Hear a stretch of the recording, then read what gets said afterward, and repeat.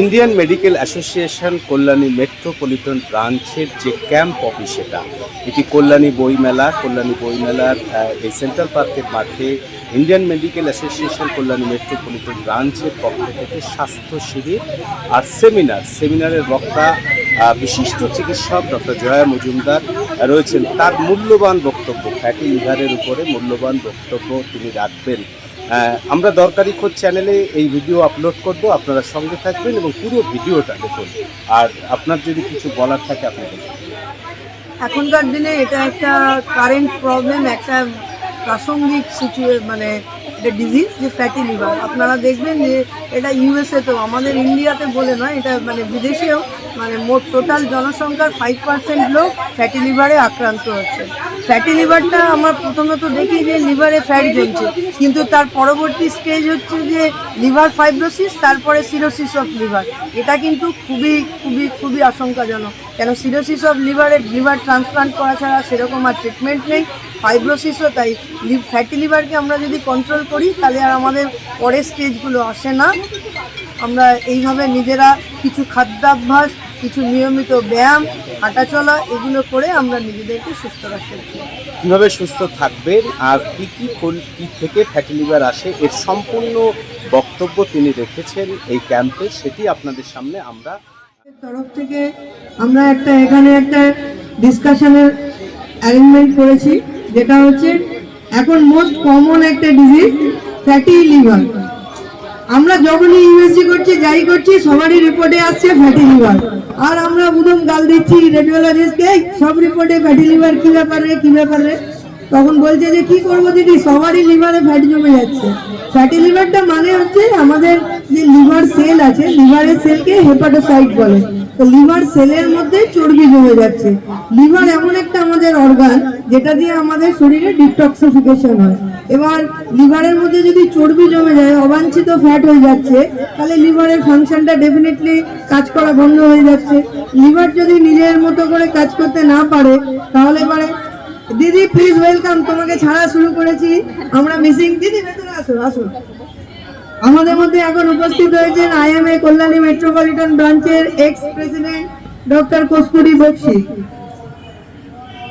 আমরা যেটা আলোচনায় আবার ফিরে যাই যে আমাদের এই ফ্যাটি লিভারটা মেনলি যেটা করছে, আমাদের লিভার একটাই শরীরে, লিভার কিন্তু একটাই অর্গান। কিডনি যেমন দুটো, চোখ দুটো, হাত দুটো, পা দুটো, হার্ট একটা, লিভার একটা।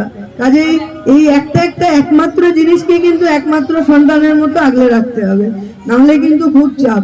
আর আমরা যাই করি না কেন, যাই খাই না কেন, লিভার দিয়ে কিন্তু ডিটক্সিফিকেশন হয়। কাজে ডিটক্সিফিকেশন করার জন্য লিভারটাকে কিন্তু ঠিক রাখতে হবে। এবার আমরা কতগুলো বলি যে কি কারণে ফ্যাটি লিভার হয় আর কি। আমরা এই কারণটা মানে এখনো মেডিকেল সায়েন্সের অনেক কিছু এখনো মানে আন্ডার সার্ভেলাইন, আন্ডার রিসার্চ, আন্ডার সমস্ত কিছুতেই চলছে। তো ফ্যাটি লিভারটা অ্যাকচুয়ালি কি কারণে হয় সেটা কিন্তু আমরা এখনো জানি না, ইডিওপ্যাথিক। কিন্তু আমরা কজগুলো বলতে পারি যে কি কি কারণে আমাদের ফ্যাটি লিভার শরীরে হচ্ছে বা লিভারের মধ্যে ফ্যাট জমছে। তার মধ্যে একটাই কারণ হচ্ছে আজকাল বাচ্চারা মাঠে যাচ্ছে না, সব বাড়িতে বসে পড়াশোনা করছে, বিরাট রেজাল্ট করছে আর বিশাল নাম্বার পাচ্ছে, কিন্তু অ্যাক্টিভিটি একদম হচ্ছে না, বা ওবেসিটি বেড়ে যাচ্ছে। ওবেসিটি কিন্তু একটা ফ্যাটি লিভারের কিন্তু কারণ, ঠিক আছে? আমাদের কিন্তু মানে মেনটেন রাখতে হবে। ওবেসিটি হয়ে গেলে কিন্তু অটোমেটিক্যালি কিন্তু লিভারে ফ্যাট জমবে। আর লিভার এই অর্গানে যদি ফ্যাট ডিপোজিশন হতে থাকে, তাহলে লিভারের সেলগুলো কিন্তু প্রপার ওয়েতে কাজ করতে পারবে না। দ্বিতীয় নম্বর হচ্ছে খাদ্যাভ্যাস। ওবেসিটির পরে আমরা যেটা নেক্সট কজ বলতে পারি সেটা হচ্ছে আমাদের লাইফস্টাইল মডিফিকেশন খুবই দরকার।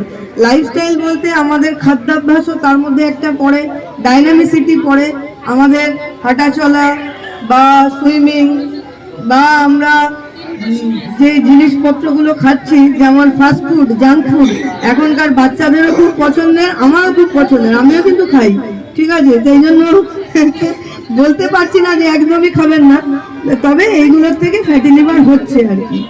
আর আরেকটা যেটা হচ্ছে যে আমরা প্রথমে ফ্যাটি লিভারকে দুটো ভাগে ভাগ করতে পারি, একটা হচ্ছে অ্যালকোহলিক ফ্যাটি লিভার, একটা হচ্ছে নন অ্যালকোহলিক ফ্যাটি লিভার।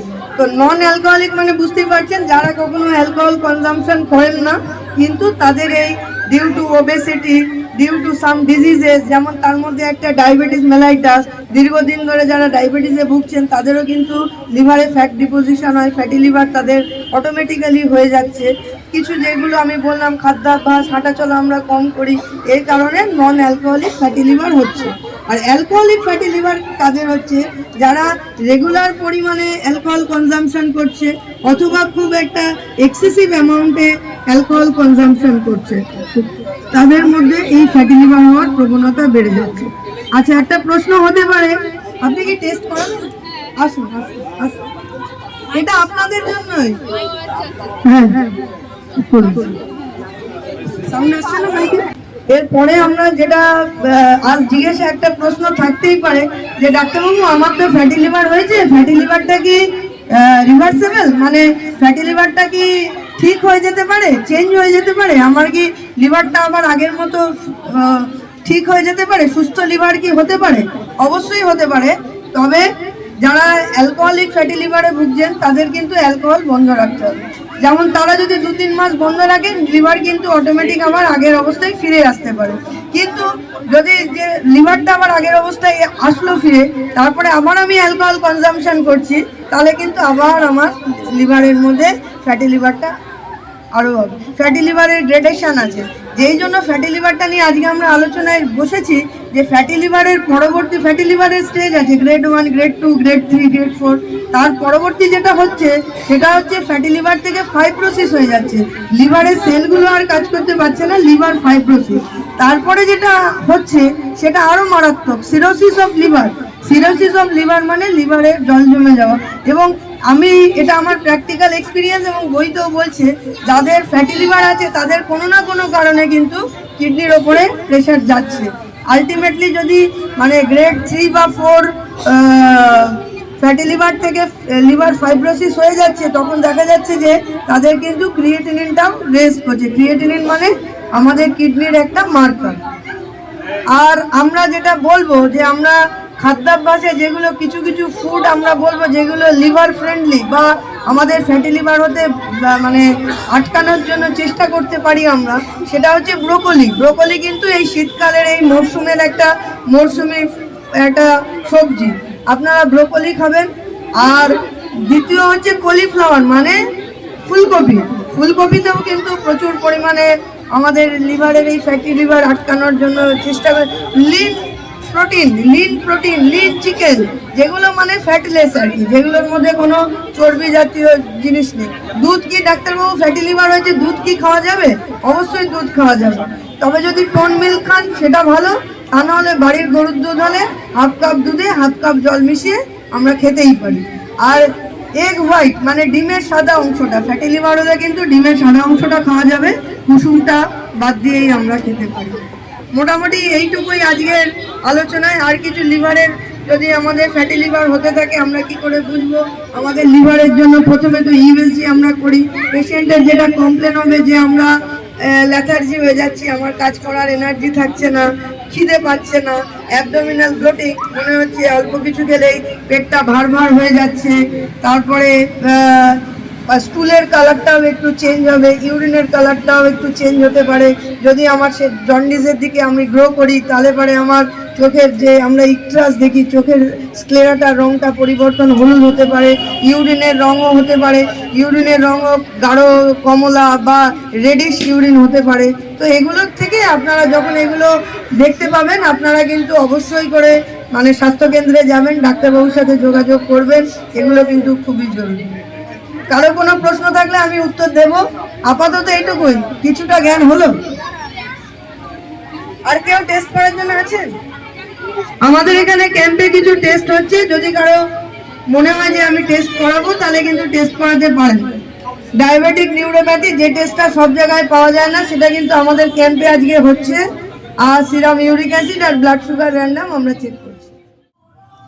আমাদের প্রেসিডেন্টকে তুলো,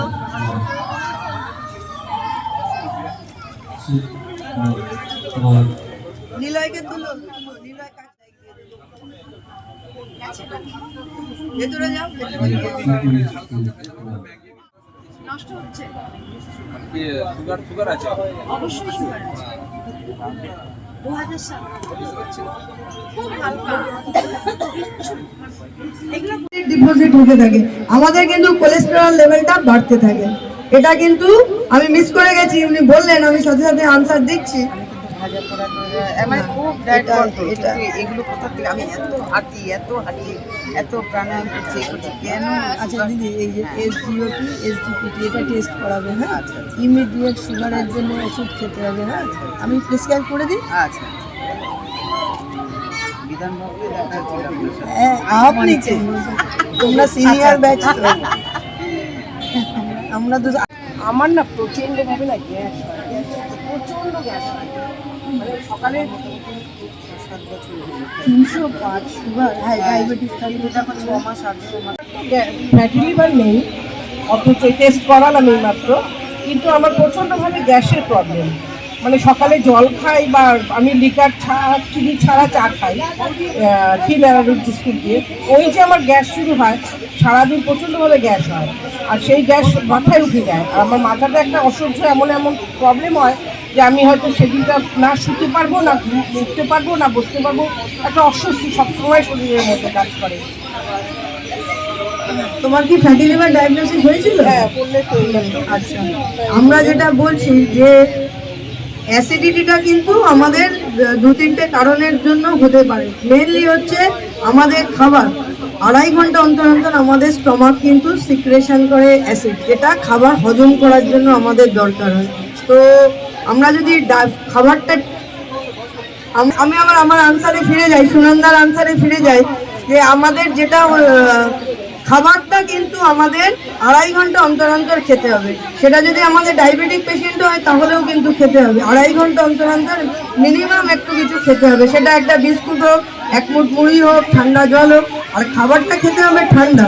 আমরা যদি একদম গরম এই ভাত রান্না হলো, ভাত খেয়ে নিলাম গরম ভাত, তাহলেও কিন্তু হাইপার অ্যাসিডিটি হবে। তুমি আগে খাবারটা ঠিক করো, এসজিওটি এসজিপিটা দেখো, থাইরয়েডটা টেস্টটা দেখো, আর স্ট্রেসটা কমাও। স্ট্রেসও কিন্তু প্রচুর পরিমাণে অ্যাসিডিটি তৈরি করে।